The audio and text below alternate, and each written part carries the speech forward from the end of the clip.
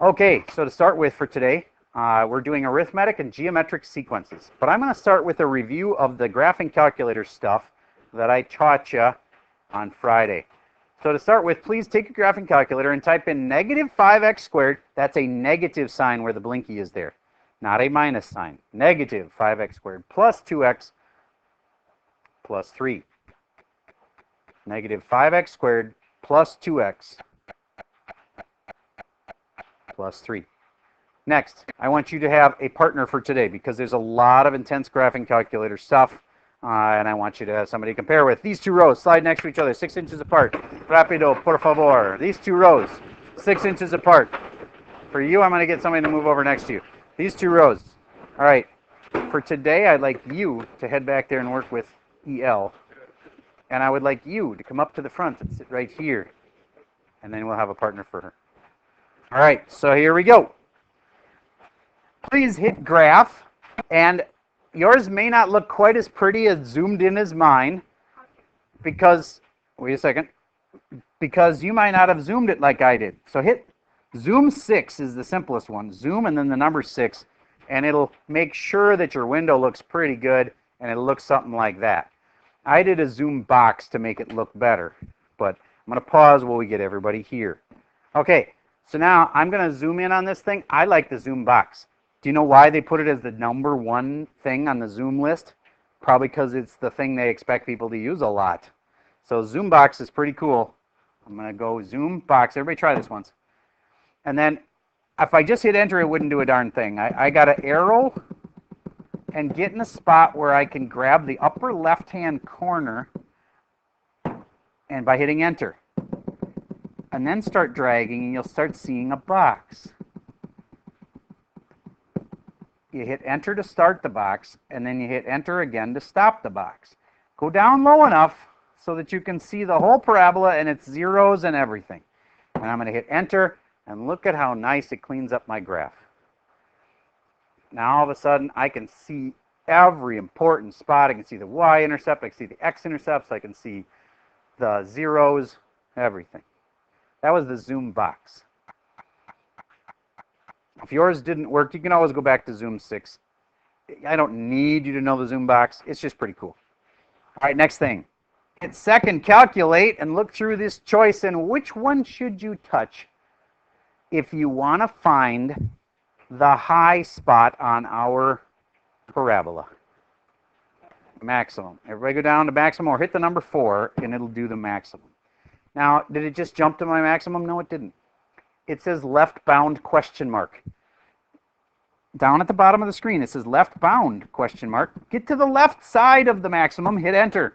For me, it puts in a little dotted line. For you, it might just put in a little wedge there.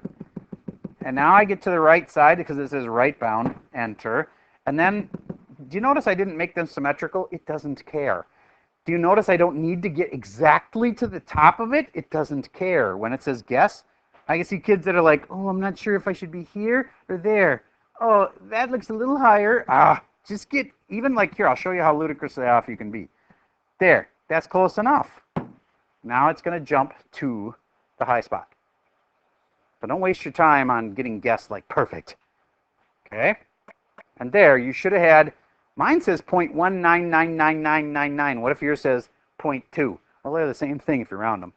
Remember, these can be off a smidge. All right. That was the maximum. The 0 is done very similarly. Right there. Oh, I missed. Right there, that's the 0. Would you please try to find the 0? A second, calculate the 0. You're going to go to the left of the 0, to the right of the 0, and then guess where the 0 is. It's a 3-step process. Second, calculate the 0. I'm going to pause while you try that. Okay. Hopefully you went to the left of it. You hit enter. You go to the right of it. You hit enter. And then guess. Remember, you don't need to even be that close. Just get kind of close. And it jumps. Oh, hold on. I forgot to hit enter on the right side of it. I missed it on the screen. Sorry about that. I'm going to try that again. Second, calculate. Oh, I know. I was finding the maximum. Duh. I told you guys to find the 0. Oops. Sorry. I should be to the left of the 0. The 0's down here. Now I know why it wasn't working. I thought it was because I hadn't touched the button right. There, left and right. You get how some people are like, but that's up and down. Yeah, it was above it, but it was also to the left of it. Now I'm below it, but I'm also to the right of it. And then the last one is guess. I get close enough. Don't be extra picky there. And it was at 1, 0. Now, what does that mean? If this was a ball being thrown in the air, is that where the ball hit the ground? No, it's when the ball hit the ground. At time what? 1 second. It did what? Hit the ground because it had a height of what? 0. All right, cool. I think you learned something there. And now we're going to use the calculator for something completely different. So hit second quit to get out to a nice blank screen. Now, I'm going to teach you this part first because I think it'll work. It'll do 2 things well. Do you get that you can get your calculator to like add 5 to something over and over and over and over again if you want to? Maybe you've never tried this. We're going to start with the number 12. Everybody hit 12 and then just hit enter. It's kind of something you don't do very often. Just put in the number and hit enter. Okay. Now let's say I want to add 5 to it. Well, obviously I could type in 12 plus 5, but it already knows that the 12 is something you're going to deal with because you already entered it. So all you have to say is plus 5. Did you know that? It'll also automatically say answer plus 5, and I hit enter. And that isn't even the cool part. The cool part is if I hit enter again, what do you think is going to happen? It'll know that you want to add 5. So now that's my third one. That's my third term in the sequence. The first term was 12. The second term was 17. The third term was 22. You get what I'm saying? That's the third term. So what's the 10th term? I just have to keep track. 4th term, 5th term, 6th term, 7th term, 8th term, 9th term, 10th term. There, that's the 10th term. And yes, you can type incredibly fast, but you probably don't know which term you're at when you do that. Okay. I want you to quit out of that clear that, and you got a nice clear screen again. I would like you to show me how to make the even numbers happen. What are you going to type in first? 2, enter. So what do you do next? Well, if I just hit 2 and I hit enter a lot, it's not going to do anything. It's just going to stay as 2. So then I got to go plus 2, enter, and now it knows that I want to add 2, and that's the sequence it should keep doing. So hopefully if I hit enter, it goes to, hey, there's the third term, 2, 4, 6, right? Get the idea? Will this work for multiplication too? Let's find out. Everybody clear your calculator. Let's start with the number 8. Would you agree that if I times it by 2, I should get 16? Don't say 8 times 2, though. Say 8, enter. And then say times 2, and it'll know that you are assuming it starts with 8. Otherwise, times 2 wouldn't mean anything, right? And then, if I hit enter again, do you think it'll work? Oh, it does. It's smart. Them calculators are smart. All right.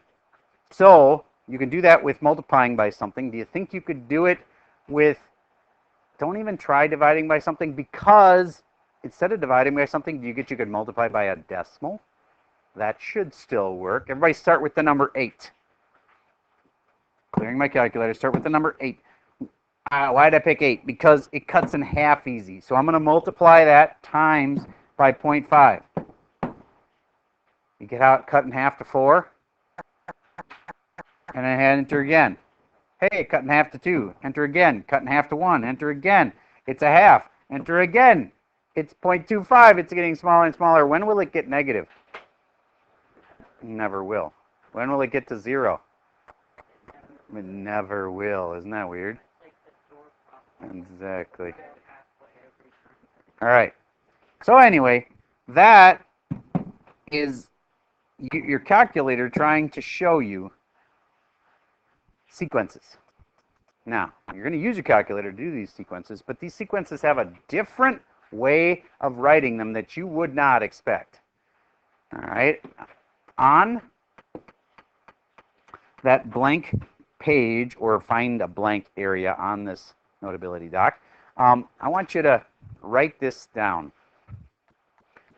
2, 4, 6, dot, dot, dot.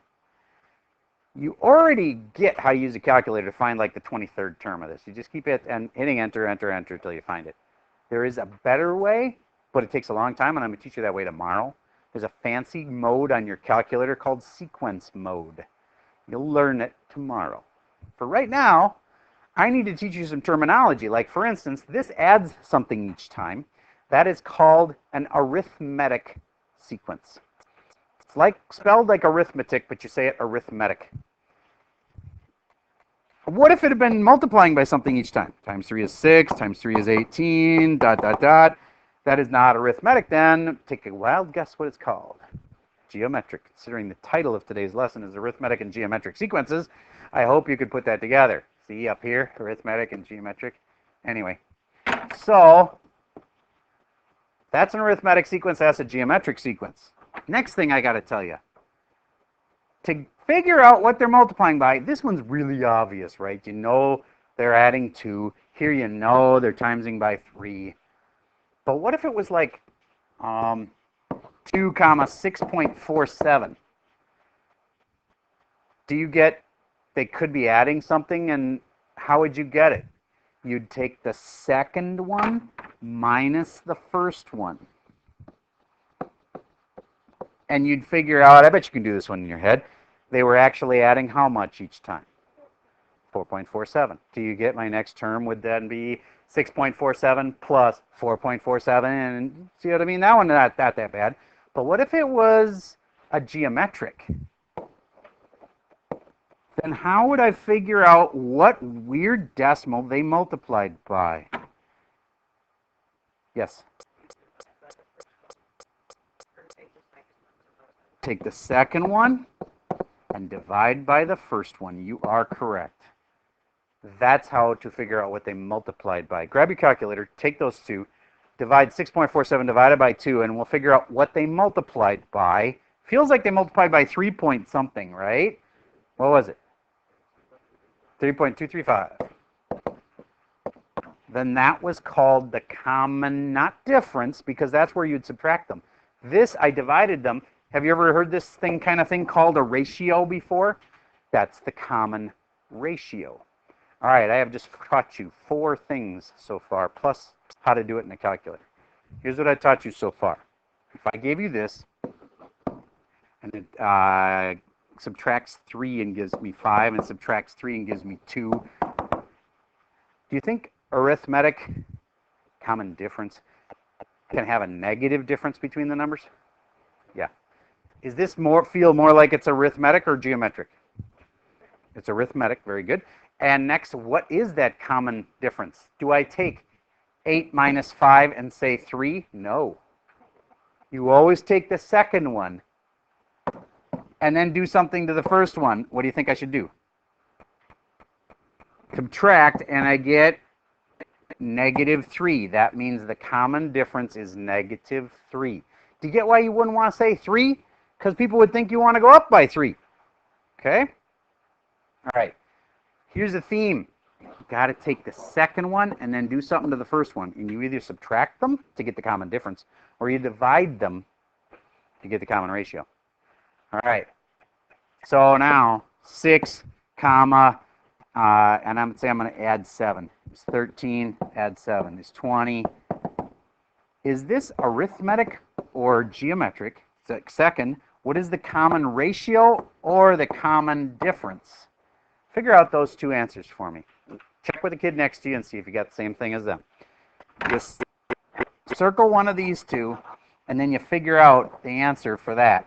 I'm going to pause for a second while you check with your partner and see if you got these right. Okay, you should have said that it's adding 7 each time, so that is arithmetic, not geometric. It's an A. Raise your hand if you had that part right.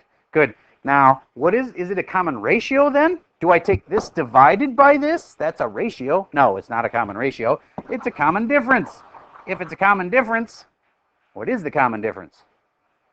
Difference, you just subtract, you get 7. Remember, it's always this one minus that one. Do you get how if you did this minus that, you get negative 7? And it's not subtracting 7. You always take the second one and divide by the first one. All right. And the last thing, you're going to miss something really important. I try to hold it if you can. If you can't, then you should go. This is my final coup de grace. Add 7, add 7. There's a fancy way to describe this that you have to know for both the ACT. I looked it up. It's on there. Not every ACT. Remember, there's only 60 questions, and they're different for every kid. Not every kid. Typical year, I hear there's 14 versions of the ACT that come out. You might get one that has this on it. Kid next to you might not. But this topic is called recursive sequences. All right, so how do you write a recursive sequence for this? This is going to look like I'm writing Greek. Just watch. U sub 0 equals 6. U sub n equals U sub n minus 1 plus 7. But of course, n has to be greater than 1. All right, do you get that look really confusing? Now let's see a couple pieces that must be pretty obvious, at least. Do you get the 6 is what you start with? And do you get the 7 is what you do each time? So it's all that other junk. Let me help you understand this. Let's say that I take a different sequence, and I'm out in the middle of it somewhere, and it's got 256, and then it's going down each time. It's the 3 lower than that, and it's 253, and it's 3 lower than that. It's 250, and it's just going to keep going. But I just picked a random spot in the middle of this sequence. First of all, can you tell, is it arithmetic or geometric? It's arithmetic. And what is its common difference? Negative 3, because you take that minus that, and you get negative 3. Okay, then if I wanted to name these terms, I would call them U sub something. Like, for instance, U sub 1, U sub 2. But I'm in the middle of nowhere. I don't know where this thing started. They don't always start at 0 or 1 or, you know, they could start anywhere. In fact, this could be the very beginning of the sequence. I don't know. So then what is a randomly chosen term to be called? U sub, not 2 because it's the second one on the screen, but U sub I don't know, so I put an N. If any randomly chosen term is called U sub n, then there's a lot of kids who think, well, then the next one must be U sub LMNOP, U sub O. No. Kind of like that. It's U sub, what do you think? The one after the one you picked. This was a random one. This is the one after the random one. N plus 1, because it's got one bigger. It's the next term in the list. How about the one in front of this term? U sub n minus 1. That's where the U sub n and the U sub n minus 1 thing come in. So here's how you translate. U sub n means any random term. It could be anywhere in the sequence. And what this formula is telling you is take any random term, and do you know how you get that number? It's from the term in front of it.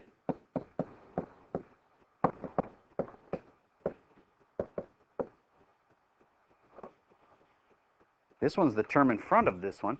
You take it by taking the term in front of it and adding the common ratio, which in this case, common difference, which in this case is not actually adding, it's subtracting 3.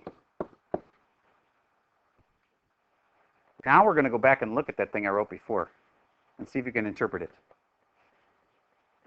Any random term is equal to or given by the term in front of it plus the common difference.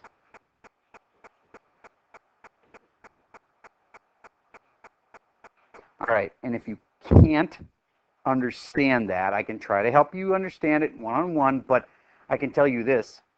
In every single problem we write from now until we get tested on this 1 week from today, it's on Monday test, next Monday, 1 week from today.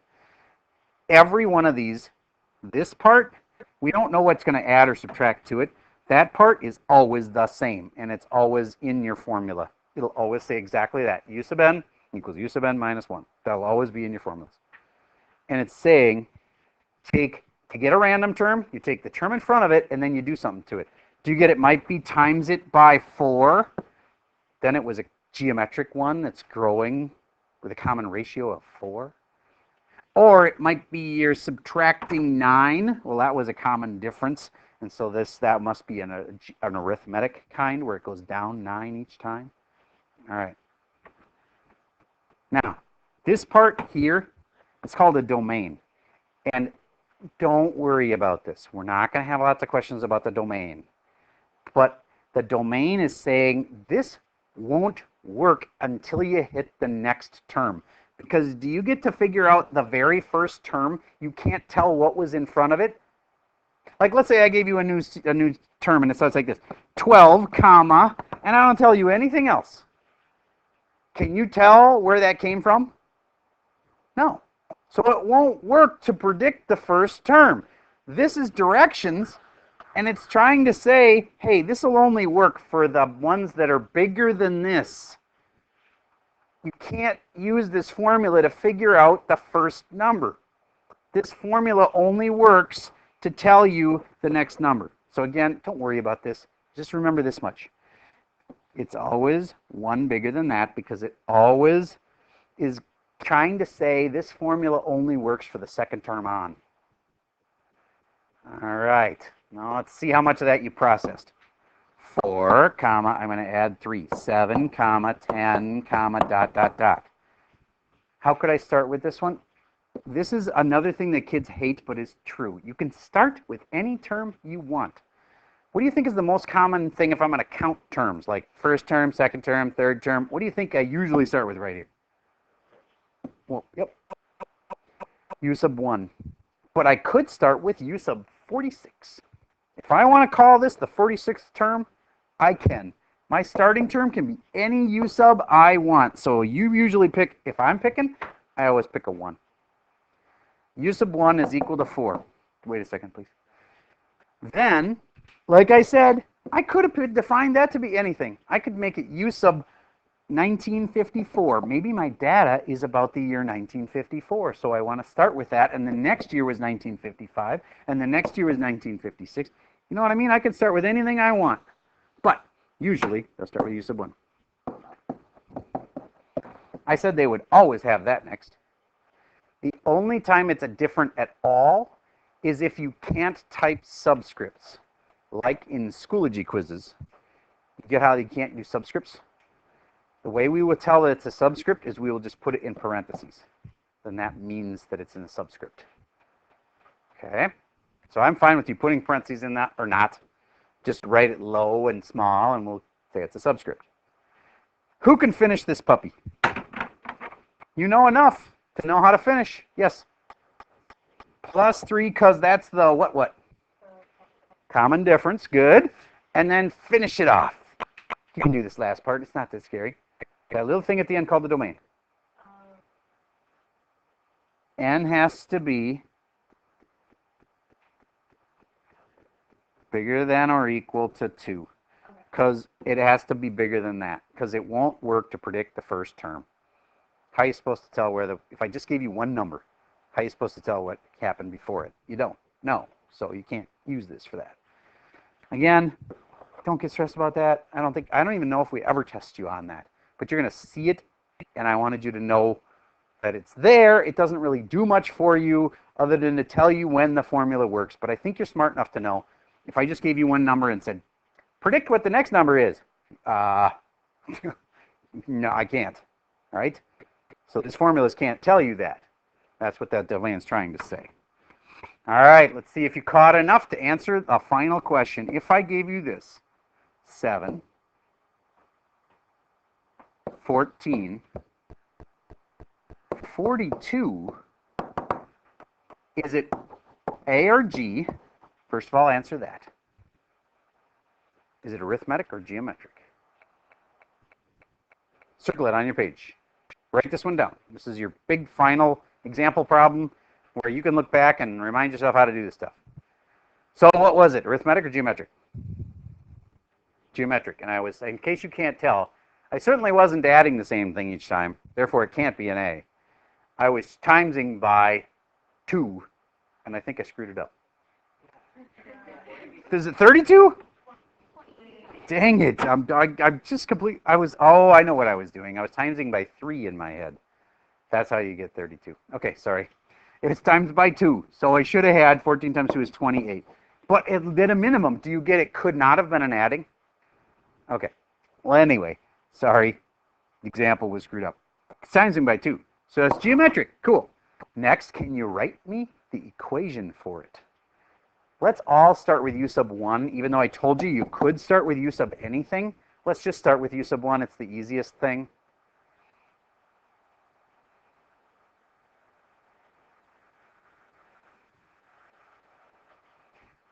Well, what is u sub 1?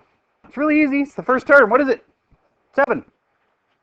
And then, what did I say would be in every single one of these you would ever write? U sub n,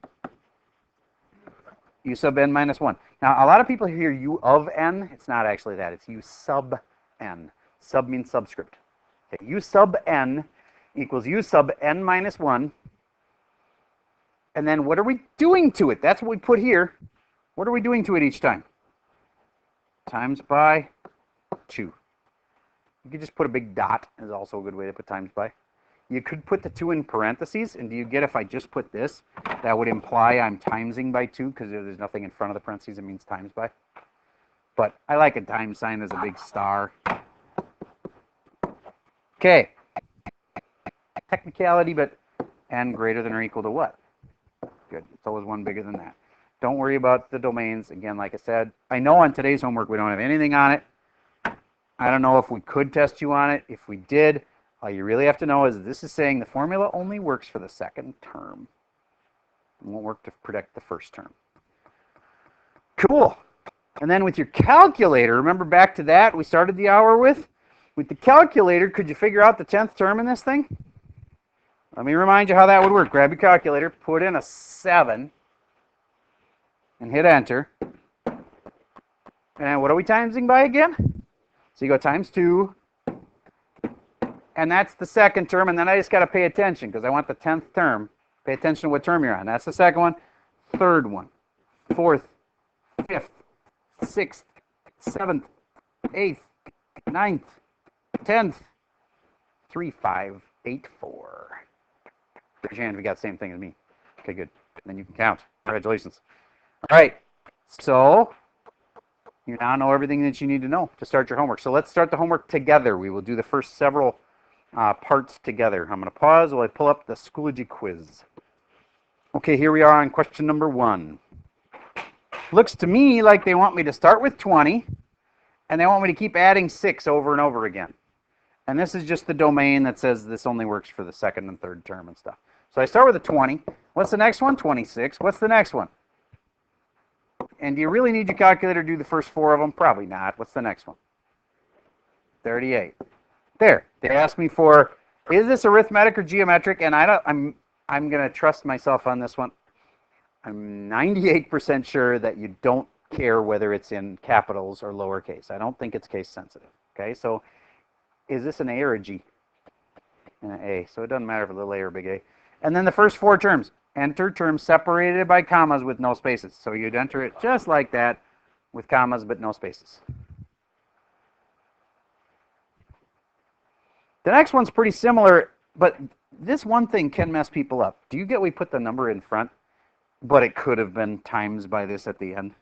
It does not matter where that times by 1.5 is. Do you get it's times by 1.5? So that's geometric.